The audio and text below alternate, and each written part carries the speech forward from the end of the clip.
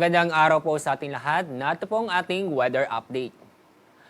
Ngayong araw, asahan po ang maaliwas sa panahon sa Luzon, kung saan makakaranas po tayo ng bahagyang maulap hanggang sa maulap ang kalangitan.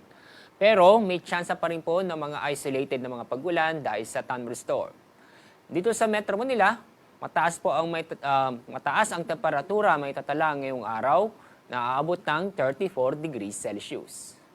Dako tayo sa Visayas at Mindanao.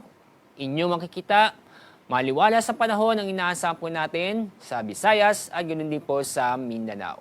Kung saan makakaranas din ng bahagyang maulap hanggang sa maulap ang kalangitan. Pero may isolated na mga pagulan tayong inaasahan sa bandang hapon o gabi. Yung pong low pressure area ay tuloy na pong nalusaw kahapon. At yung epekto na ITCZ ay tuloy na pong humina at hindi na ito nakaka-apekto sa bansa.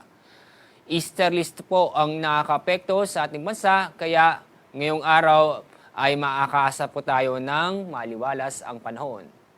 Itong easterlist ay magpapatuloy ng epekto nito bukas, Sabado at Linggo. Sa mga nagtatanong kung may inaasahan po tayong low pressure area o bagyo sa susunod na 3 araw, sa nakita namin, wala po tayong inaasahan na low pressure area o bagyo sa Dagat Pasipiko na maaaring makaapekto sa ating bansa.